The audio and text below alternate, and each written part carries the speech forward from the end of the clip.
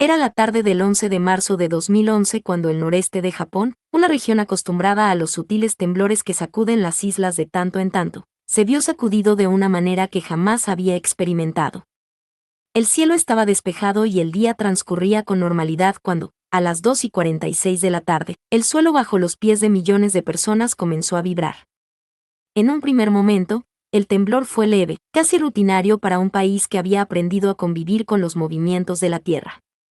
Pero en cuestión de segundos, la vibración se convirtió en una sacudida violenta, como si el mundo mismo hubiera decidido liberarse de las amarras que lo sostenían. El terremoto de Tohoku, con una magnitud de 9.0 en la escala de Richter, fue el más poderoso jamás registrado en la historia de Japón. A lo largo de 500 kilómetros de la costa este del país, la tierra se abrió y los edificios comenzaron a temblar como si fueran de papel.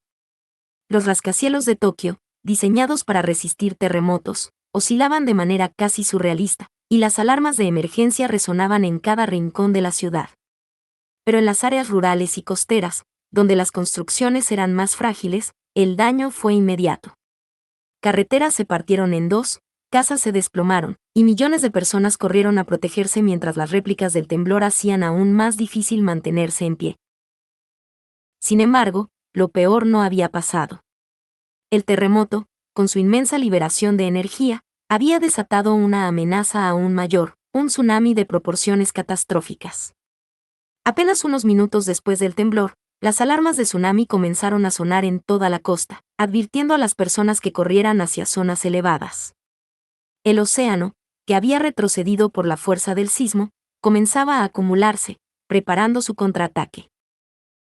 Las 3 de la tarde, la primera ola llegó a las costas de Miyagi y Fukushima, y con ella vino el caos absoluto. Las olas, de hasta 40 metros de altura en algunos puntos, se movían con una velocidad y una fuerza aterradoras, engullendo todo a su paso. Las barreras costeras, diseñadas para resistir tsunamis menores, fueron barridas como si fueran simples juguetes. En cuestión de minutos, pueblos enteros desaparecieron bajo el agua. Sendai, una de las principales ciudades en la región de Tohoku, quedó devastada. El agua arrastró automóviles, barcos, trenes y casas, transformando las calles en ríos fangosos. La corriente era implacable, y las personas que no lograron escapar a tiempo fueron llevadas por la marea sin dejar rastro. Las imágenes que llegaban de los helicópteros de rescate mostraban escenas apocalípticas, barrios enteros flotando en el océano, barcos pesqueros encallados en las cimas de los edificios, y enormes montañas de escombros donde alguna vez hubo ciudades. Las pocas personas que lograron escapar describieron un sonido ensordecedor, como si el mar estuviera rugiendo con furia, reclamando la tierra para sí. Muchos de los sobrevivientes, atrapados en los tejados o colinas cercanas, veían impotentes como sus hogares, sus vidas enteras, eran arrastrados por el poder inconmensurable del océano. Pero el desastre no terminó ahí. A medida que el tsunami avanzaba tierra adentro, llegó a la central nuclear de Fukushima Daiichi, ubicada justo en la línea de la costa. Los ingenieros de la planta lucharon por contener el daño causado por el terremoto, pero cuando las olas inundaron los generadores de emergencia, el sistema de enfriamiento de los reactores falló. En cuestión de horas, las explosiones sacudieron la planta y comenzaron las filtraciones radiactivas. La zona fue evacuada rápidamente, pero el daño ya estaba hecho. Un desastre nuclear se desató, liberando material radiactivo en el aire y contaminando grandes áreas del noreste de Japón. Las escenas que siguieron fueron de desolación y desesperanza.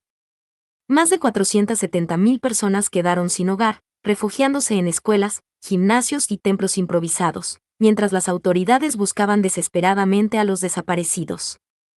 El balance de víctimas aumentaba cada día, y a pesar de los heroicos esfuerzos de los equipos de rescate, muchas vidas quedaron atrapadas bajo los escombros o fueron llevadas por la furia del mar. Al final, más de 18.000 personas murieron o desaparecieron. Las secuelas del terremoto y tsunami fueron devastadoras. Los sobrevivientes de las áreas más afectadas describían las ciudades y pueblos como si hubieran sido golpeados por una bomba nuclear. El lodo, los restos de casas, autos volcados y árboles arrancados de raíz cubrían el paisaje. Mientras tanto, el desastre de Fukushima seguía agravándose, y decenas de miles de personas fueron desplazadas de sus hogares debido al riesgo de radiación, muchas de ellas sin poder regresar jamás. El mundo observó con horror y compasión mientras Japón intentaba sobreponerse a una de las peores tragedias de su historia moderna. La reconstrucción fue lenta y dolorosa. Años después del desastre, algunas zonas aún seguían deshabitadas, y los recuerdos de lo que se perdió permanecen vivos en la memoria colectiva del país. Sin embargo, a pesar del sufrimiento, Japón mostró una fortaleza inquebrantable. La solidaridad entre los ciudadanos, la organización eficiente de los equipos de rescate, y la voluntad de reconstruir lo perdido demostraron que incluso en los momentos más oscuros, el espíritu humano puede encontrar la manera de levantarse. Aún así, las cicatrices físicas y emocionales del gran terremoto de Toku y el tsunami siguen latentes. La región de Toku fue para siempre transformada, y los ecos de ese fatídico día todavía resuenan en las vidas de aquellos que sobrevivieron.